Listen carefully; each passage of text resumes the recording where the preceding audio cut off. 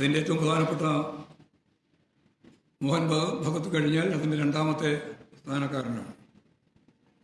ദത്താത്രേയ കുസുബാല,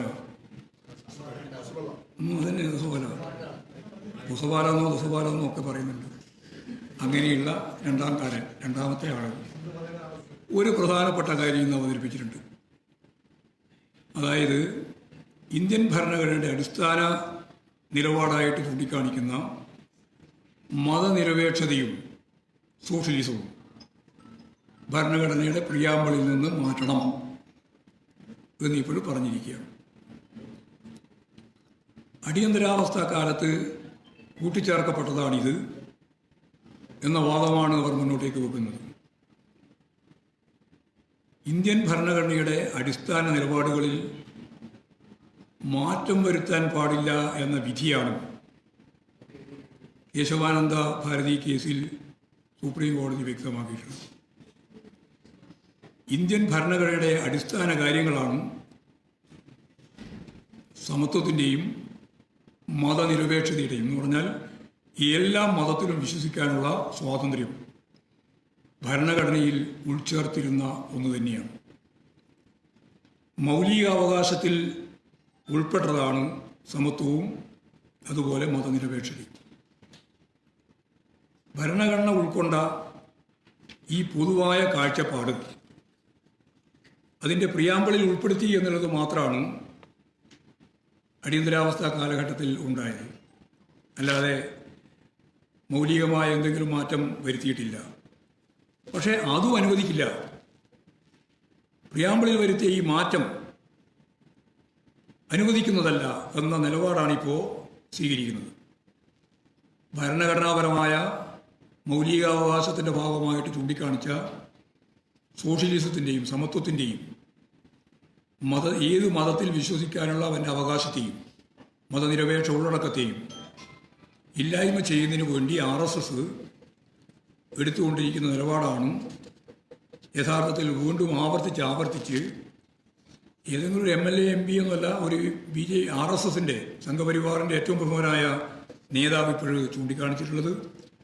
അപ്പോൾ സ്വാതന്ത്ര്യത്തിൻ്റെയും സമത്വത്തിൻ്റെയും മതനിരപേക്ഷതയുടെയും ഉള്ളടക്കത്തെ ഇല്ലായ്മ ചെയ്യാൻ ശ്രമിച്ചുകൊണ്ടിരിക്കുന്നത്, മുമ്പേ RSS അത് തന്നെയായിരുന്നു ശ്രമിച്ചുകൊണ്ടിരുന്നത്.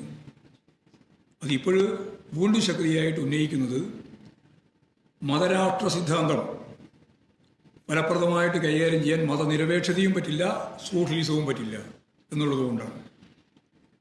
അതുകൊണ്ട് ഇത്തരത്തിലുള്ള നിലപാടുകൾ ശക്തിയായിട്ട് എതിർക്കപ്പെടേണ്ടതാണ് എന്ന കാര്യം കൂടി ഇതിൻ്റെ ഭാഗമായിട്ട് പറഞ്ഞു വെക്കുക.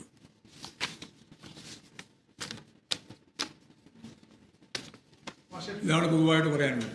പക്ഷേ മാഷും മുഖ്യമന്ത്രിയും ഒരു ഡസനോളം മന്ത്രിമാരും നിലമ്പൂർ ക്യാമ്പ് ചെയ്തെന്നല്ലാതെയൊക്കെ പ്രചരണത്തിന് നേതൃത്വം കൊടുത്തു. എന്നിട്ടും സർക്കാർ നേട്ടങ്ങൾ ജനങ്ങളിലേക്ക് എത്തിക്കാൻ അതിന്റെ ക്രെഡിറ്റ് അൻവർ കൊണ്ടുപോകാൻ തടയാൻ കഴിഞ്ഞില്ലെങ്കിൽ അത് പരാജയമല്ല.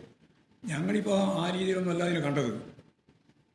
9 കൊല്ലക്കാലം അവിടെ MLA ആയി പ്രവർത്തിച്ച ഇടതുപക്ഷ ജനാധിപത്യ മുന്നണിയുടെ പ്രതിനിധി എന്ന രീതിയിൽ നടക്കുന്ന വികസന പ്രവർത്തനങ്ങളിൽ സ്വാഭാവികമായിട്ടും അതിൻ്റെ മുൻകൈ MLAക്ക് ഉള്ളതാണ്. പക്ഷേ അത് പാർട്ടിയുടേതായ മുൻകൈയിൽ നടക്കുന്ന പ്രവർത്തനം എന്നതിന് പകരം MLAയുടേതായ പ്രവർത്തനമാണെന്ന് വരുത്തി തീർക്കാൻ അദ്ദേഹം നടത്തിയ ശ്രമം അദ്ദേഹത്തിന് ഗുണം ചെയ്തിട്ടുണ്ടെന്ന് ഞാൻ പറഞ്ഞു വന്നതിൻ്റെ അടിസ്ഥാനം അത്രയും. അല്ലാണ്ട് എല്ലാ കാര്യങ്ങളും പൂർണ്ണമായിട്ട് അങ്ങനെയാണെങ്കിൽ ഇപ്പോൾ ഈ 66,660 വോട്ട് കിട്ടൂല്ലോ. ഇനി നമുക്ക് നോക്കാം, പ്രതിരോധിക്കണ്ട. കഴിഞ്ഞു വന്നിട്ട് അതല്ലേ പറഞ്ഞ രാഷ്ട്രീയ അടിത്തറയിൽ ഒരു മാറ്റവും വന്നിട്ടില്ല. നമുക്ക് ഗുണമുണ്ടായേ ഞാൻ കണക്കെല്ലാം വിശദീകരിച്ചല്ലോ. അതെന്താ ഉൾക്കൊള്ളാൻ കഴിയാതെ നിങ്ങൾക്ക്? 40,000 വോട്ടിൻ്റെ ചുറ്റുവട്ടത്തിലാണ് അവിടുത്തെ പാർട്ടി വോട്ട്. 40,000 വോട്ട് അതെന്തോ വളരെ പെട്ടെന്ന് അത് മാറ്റാൻ ശ്രമിക്കും. 40,000 വോട്ടിൻ്റെ ചുറ്റുവട്ടത്തിലാണ് അവിടെ നമ്മുടെ രാഷ്ട്രീയ വോട്ട്.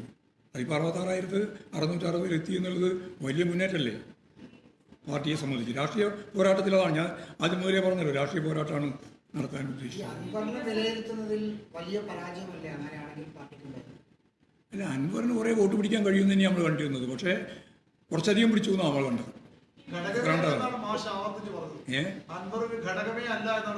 അല്ല, ഘടകമായതുകൊണ്ടല്ലേ ഇനിയിപ്പോൾ അത് പറയുന്നത്. ഘടകമായിരുന്നു. നമ്മുടെ വോട്ട് LDF വോട്ടാണോ UDF വോട്ടാണോ അനന്തർ കൂടുതൽ പിടിച്ചത്? അങ്ങനെയൊക്കെ കണക്കെടുക്കുന്നുണ്ടോ? അല്ല, ഞങ്ങളുടെ വോട്ട് പിടിച്ചിട്ടുണ്ട് കുറച്ച്.